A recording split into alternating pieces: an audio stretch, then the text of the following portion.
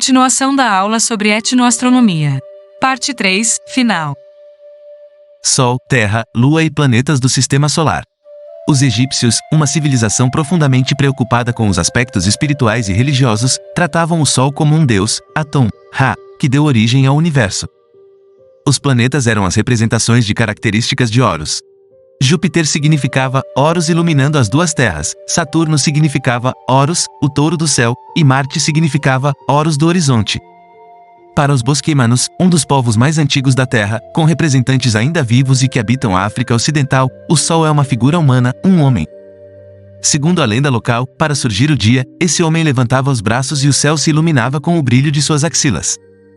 Ao envelhecer, o homem passava a dormir mais e já não erguia os braços da mesma maneira nem permanecia nessa posição por muito tempo, por isso, todos passaram a ter muito frio.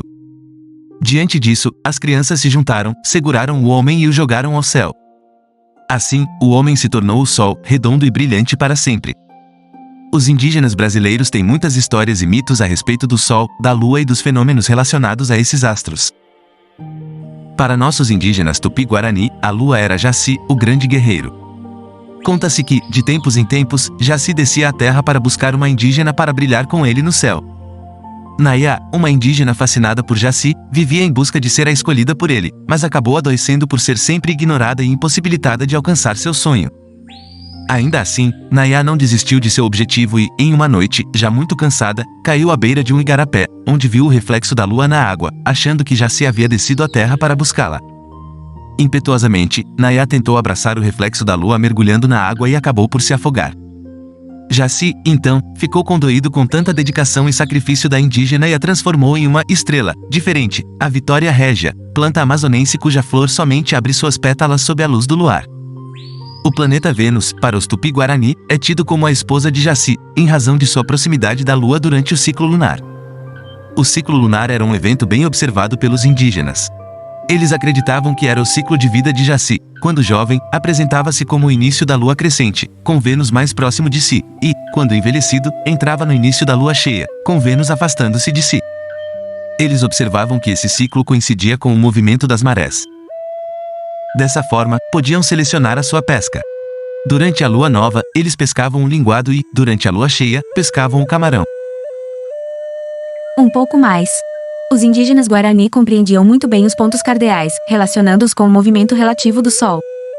Aos pontos cardeais, eles associavam 4 deuses ajudantes de Nhanderu, deus supremo da mitologia Guarani, Jacaira, deus dos bons ventos, para o norte, Namandu, deus das palavras, para o sul, Carai, deus do fogo, para o leste, e Tupã, deus das águas, para o oeste.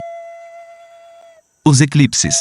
Os eclipses, em quase todas as culturas, eram tidos como fenômenos aterrorizantes e que, muitas vezes, traziam consigo algum perigo ou alguma tragédia, por não ser possível controlá-los.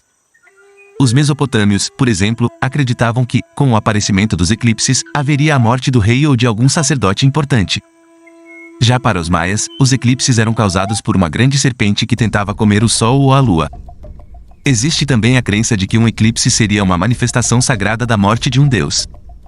Acredita-se que faziam sacrifícios de animais e de seres humanos para que o sol voltasse a brilhar. Muitos outros povos antigos acreditavam também que um ser mítico engolia temporariamente o sol. Na China era um dragão, no Vietnã era um grande sapo, para os vikings era Skoll, um enorme lobo celeste. Os Tupi-Guarani não pensavam muito diferente. Para eles, uma grande onça, representada pelas estrelas Aldebaran e Antares, perseguia constantemente os irmãos Sol e Lua. Os eclipses lunares ou solares significavam que a onça finalmente poderia alcançar a lua ou o sol e devorá-los. Por isso, por ocasião desses fenômenos, os indígenas faziam muito barulho, com o objetivo de espantar a onça celeste. Se analisarmos o deslocamento que o Sol e a Lua executam entre as constelações no zodíaco, por meio do atual conhecimento científico, constataremos que a Lua, pelo menos uma noite por mês, e o Sol, um dia por ano, aproximam-se de Antares, Escorpião, e de Aldebaran, Touro, que formam a cabeça da onça celeste. Esse dado evidencia o grande conhecimento empírico de astronomia dos Tupi-Guarani. Cada uma das culturas humanas concebeu suas próprias interpretações do céu. As pesquisas históricas, envolvendo cada uma das culturas já extintas ou ainda vivas nas mais diferentes regiões da Terra, mostram que cada uma delas fez uma leitura do céu à sua maneira. Mas todas, sem exceção, elevaram os olhos para observar as estrelas. Lembrando sempre que o livro deve ser consultado, lá você encontrará parte da Declaração Universal sobre a Diversidade Cultural, UNESCO. Também estará repleto de exercícios e dicas de filmes e sites que complementam os estudos. Fim desse capítulo, o professor Armando agradece.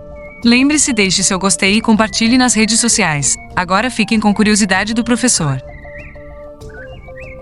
Curiosidades do professor. O povo Dogon. Os Dogons são um grupo étnico que vive na região do Planalto Central de Mali, na África Ocidental.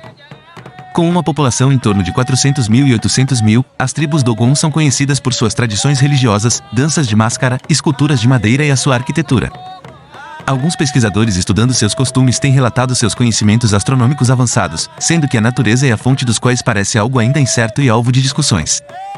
Segundo eles, os Dogon parecem saber da existência dos anéis de Saturno e das luas de Júpiter, objetos que só podem ser vistos com a ajuda de telescópios. Mas o mais intrigante são suas crenças e conhecimentos sobre a estrela mais brilhante vista da Terra, Sirius. Esse povo tem uma crença tradicional em um sistema heliocêntrico e em órbitas elípticas de fenômenos astronômicos. Em 1976, Robert Temple escreveu um livro chamado O Mistério Sirius, argumentando que os Dogon possuem conhecimento preciso dos fatos cosmológicos conhecidos apenas pelo desenvolvimento da astronomia moderna, uma vez que eles parecem saber que Sirius faz parte de um sistema estelar binário, cuja segunda estrela, Sirius B, uma anã branca, é, contudo, completamente invisível para o olho humano. Essa estrela leva 50 anos para completar sua órbita e na cultura Dogon existe uma celebração que ocorre justamente a cada 50 anos, a qual seria em honra à estrela. E a existência de Sirius B só pode ser verificada de fato através de cálculos matemáticos realizados por Frederick Bessel em 1844. Como essa tribo possui conhecimento prévio, então? Para saber mais, busque pesquisar sobre o povo Dogon no YouTube ou no Google.